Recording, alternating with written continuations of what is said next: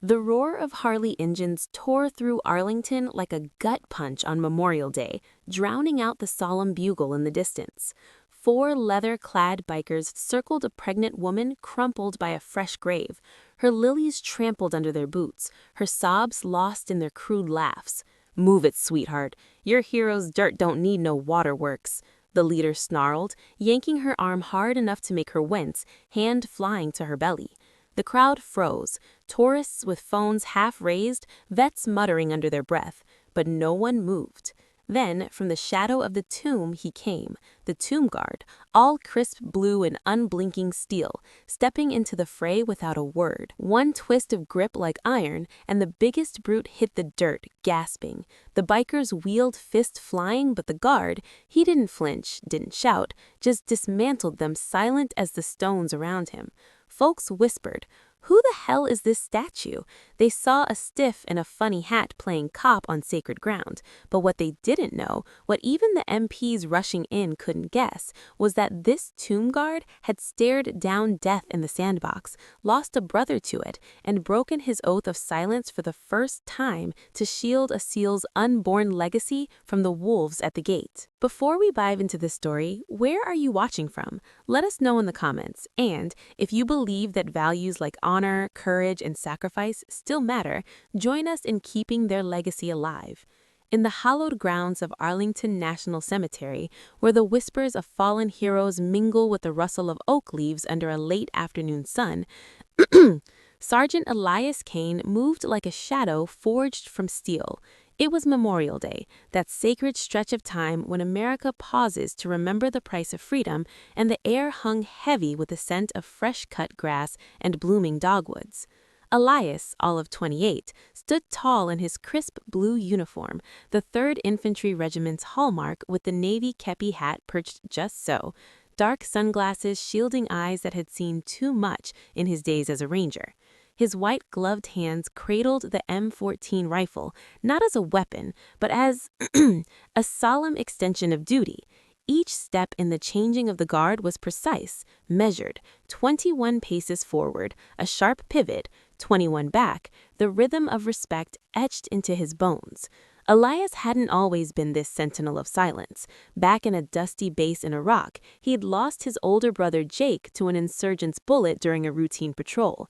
Jake had been the talker, the one with the quick grin and quicker jokes, always ribbing Elias about his robot march even in boot camp.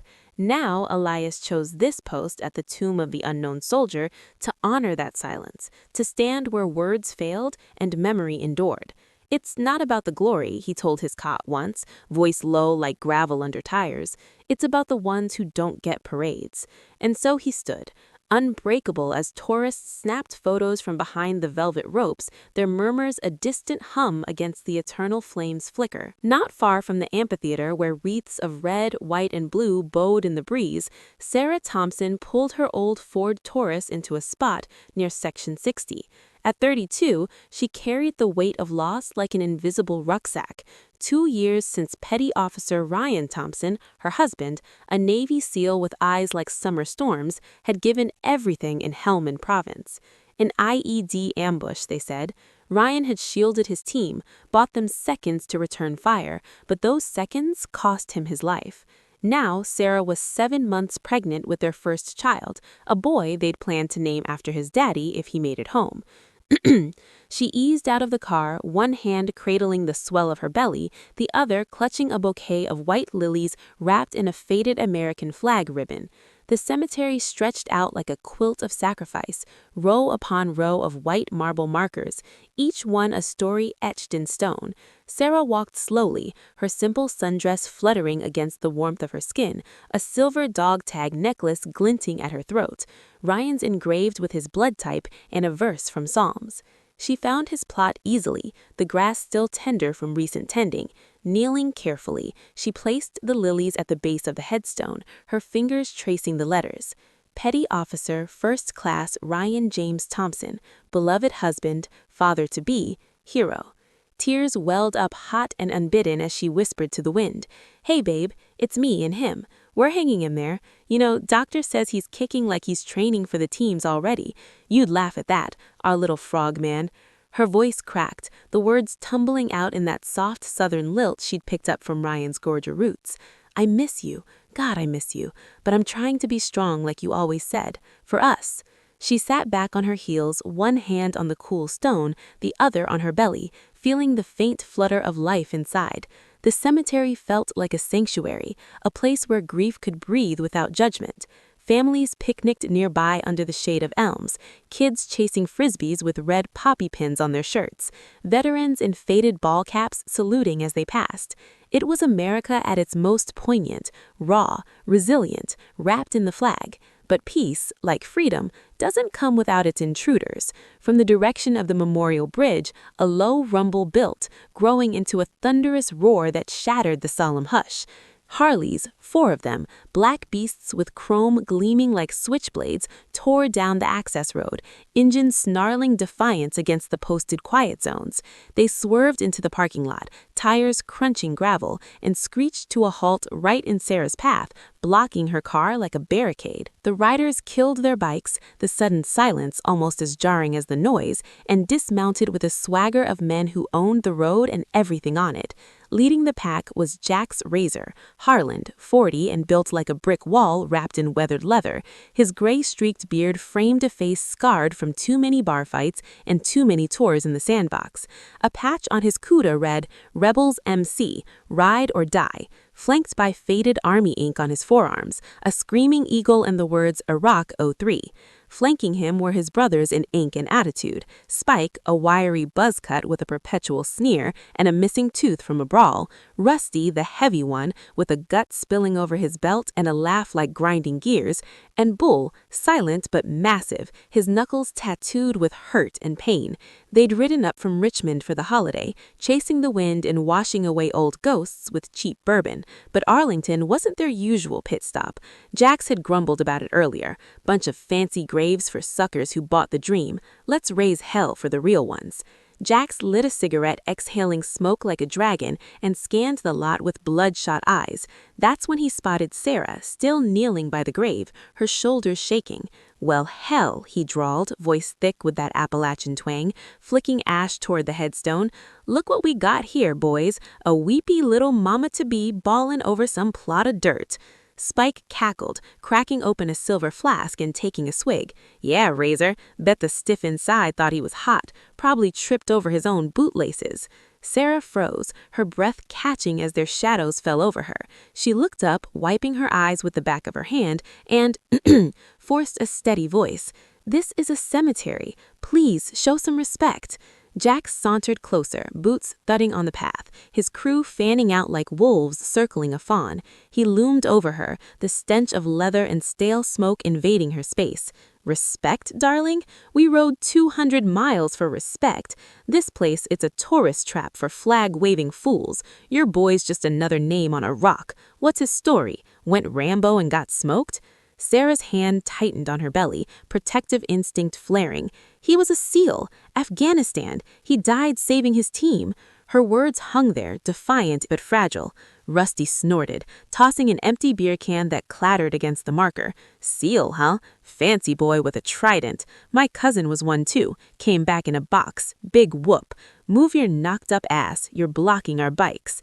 The group laughed, a coarse bark that echoed off the stones. Spike pulled out his phone, snapping a pic of Sarah's tear-streaked face. Smile for the gram, sweetheart. #GoldStarGrief. Bull just grunted, crossing his arms, but Jax leaned in closer, his breath hot on her cheek. Come on, mama, ain't no ghost gonna rise up and play daddy now. Hand over those flowers, might make a nice ashtray. Sarah scrambled back, one arm shielding her belly, as a sharp kick from the baby made her wince. Get away from me. Please, just leave. But Jax wasn't done. He reached out, snatching the bouquet from the grave and crushing a lily under his boot. Or what? Gonna tattle to the tombstone? From the amphitheater, Elias had just finished his shift, the relief guard taking over with a crisp salute. He was wiping down the M14 with a sham cloth, muscles taut from the precision march, when the roar hit him, his head snapped up, sunglasses hiding the storm in his eyes. There, by Section 60, the bikers, the woman on the ground, the desecration, memories flooded, Jake's grave in Ohio vandalized by punks on a dare, Elias's jaw set, a vein pulsing in his temple. Duty bound him to silence at the tomb, but here, in the wider grounds, the line blurred. He slung the rifle over his shoulder, unloaded, ceremonial, and started toward them, strides long and unhurried like a predator closing in. The tourists nearby stirred, a cluster of families and vets forming a loose semicircle. An older man in a VFW cap, Hank, 70 and wiry from Korea, muttered to his wife, "Something's brewing. Those boys need a lesson in manners." Phones came out, lenses zooming, but no one stepped up yet. Sarah's plea cut through. "Stop, that's my husband's." Jax shoved her shoulder, not hard enough to bruise, but enough to topple her onto the grass. She cried out, curling around her belly, "My baby!" Elias was there in seconds, his shadow falling long across the scene. 6'3" of coiled discipline, he planted himself between Sarah and the bikers. "Prego this stiff in the dirt. He ain't listening, neither should you." He jabbed a finger at Elias. "And you, fancy pants with a pop gun, what you gonna salute us into leaving? I did my time in the buddy, lost more brothers than you've got boot polish. These graves, they're for losers who bought Uncle Sam's lie." Elias's sunglasses hid his eyes, but his voice dropped an octave, steady as a heartbeat. "I hear you. War chews men up, spits them out mean. But picking on a widow carrying her husband's legacy, that's not the fight worth winning." The crowd murmured, Hank nodding fiercely. "Damn straight, son." Spike lunged forward, flask in hand, sloshing whiskey. "Legacy? Ha! Her man's worm food. And you're just a damn statue. Bet you couldn't scrap if your life depended on it." He swung wild, aiming for Elias's jaw, but the sergeant sidestepped with the fluid grace of hand-to-hand drills, the flask whistling past. Rusty piled on, grabbing for Elias's arm. "Get 'em, boys, show this desk jockey." But Elias moved like water over stone. He twisted Rusty's wrist in a compliance hold, textbook Ranger takedown, dropping the big man to his knees with a yelp. "Easy now, no need for this." Bull charged next, fists like hams, roaring wordlessly. Elias pivoted, using the rifle stock as a brace to deflect the blow, then drove an elbow into Bull's solar plexus, not to injure, but to wind. Bull doubled over, gasping as Spike circled back with a pocket knife, flicking open blade, catching the sun. "You think you're hot? I'll carve that uniform off you." Sarah screamed, "No, stop!" scrambling to her feet, but Jax held her back with a meaty hand on her shoulder. "Watch the show, sweetheart. Your night's about to get unhorsed." The crowd gasped, phones held high, live streams flickering to life. Rockarine Arlington Grawl trending before it even peaked. Hank yelled, "Back off, you thugs! Arlington PD's coming!" Elias faced Spike, empty hands raised, not surrender, but invitation to stand down. "Knife down, son. You're better than this." Spike snarled, lunging low for the gut, but Elias caught his wrist mid-thrust, hyperextending it just enough to drop the blade, clattering to the path. With a sweep of his leg, he hooked Spike's ankle, sending him sprawling face first into the grass. "Stay down." Now it was Jax's turn, the leader's face twisted from amusement to fury, veins bulging in his neck. "You son of a, you don't know me." He yanked a snub-nosed .38 from his belt, rusted but loaded, leveling it at Elias's chest. "I served with the 82nd, saw buddies turn to miss. This," he waved the gun toward Sarah, "this is nothing, but you're in my way." The click of the hammer echoed like a death knell. Sarah whimpered, "Please don't, he's just a baby inside me." Elias didn't blink, didn't charge. He stepped forward, slow, deliberate voice, cutting through the standoff like a car. "I know the 82nd Razor, airborne tough, but that piece, it's seen enough blood. Holster it." How'd he know the rote named Jax's patch whispered intel from the crowd? Elias read people like op reports. Jax's hand trembled, eyes locking on Elias's. Hal, you calling me out? You don't know about the sandbox. Ryan Thompson. Elias said the name a grenade in the quiet. Seal Hellman, 23. He pulled your squad out of an ambush, took the blast for it. I read the after action. You're Jax Harlan. He saved your hide. Jax's face drained of color, the gun dipping. Thompson, Jesus, that was my LT, froze the fire, gave us the extract. I got the Purple Heart, but he got the box. His voice cracked, the big man swaying. Spike groaned from the dirt. Razor, what the hell? Elias pressed, gentle but firm. He died a hero. Don't piss on that by hurting his girl. She's carrying his blood, your brother's blood, in a way. Jax's arms sagged, the .38 clattering to the ground. He sank to one knee, head in hands. God damn it, I didn't. We were just blowing off steam. PTSD, you know, makes you see red. Bull, still wheezing, muttered, Razor, we cool? But Jax waved him off, eyes wet. Shut it. We ain't cool. We were assholes. From the tree line, sirens railed, Arlington PD lights flashing blue and red. Colonel Maria Reyes, 45 and sharp as a bayonet, Latina fire in her step, burst from a patrol USV with 2 MPs. What in the Sam Hill is going on here? She barked, badge glinting. Her eyes flicked to Elias, a nod of pride. Sergeant Kane, report. Elias saluted crisp. Ma'am, disorderly conduct, threats to a visitor, detained without escalation. Reyes eyed the bikers, disarmed, subdued, and Sarah, who was being helped up by a kind-faced tourist. You 4, hands where I can see them. You're trespassing on federal ground. The MPs cuffed them, quick, Spike whining. This is BS. But Jax went quiet, shoulders slumped as they loaded him into the wagon. Sarah rushed to Elias, tears streaming, grabbing his arm. You stopped them like Ryan would have. Thank you doesn't cover it. Her voice broke, the baby kicking again as if in applause. Elias softened just a fraction, removing his sunglasses to reveal eyes the color of worn denim. Ma'am, Sarah from the stone. No thanks needed. It's what we do. Protect our own. He glanced at her belly. That little guy's got a fighter spirit already. Ryan's proud, I bet. Hank shuffled up, VFW cap in hand, gripping Elias's forearm like a vice. Son, that was something. Korea vet here, Hank Wilkins. Saw MacArthur's boys hold the line, but this, you held it quiet. No flash, made this old-timer proud. Memorial Day ain't just flags, it's fellas like you stepping up. Elias shook his hand, firm. Appreciate that, sir. Means a lot coming from a foxhole man. Reyes pulled Elias aside as the PD wrapped up. Kane, you broke protocol, leaving post, intervening. But hell, you did it right. No shots, no mess. Brass will hear about this. She smirked, clapping his shoulder. Ever think of transferring back to Spec Ops? SEALs could use a steady hand like yours. Elias shook his head, gaze drifting to the tomb's distant gleam. Nah, Colonel, my fight's here. Guarding the silence. That's my oath. Voices like Ryan's don't need more noise. They need watchmen. The bikers loaded up, Jax pausing at the cruiser's door. He locked eyes with Sarah, voice rough but real. Ma'am, I'm sorry. For the grave, for you. Tell that kid his dad was a legend, saved my sorry ass when no one else could.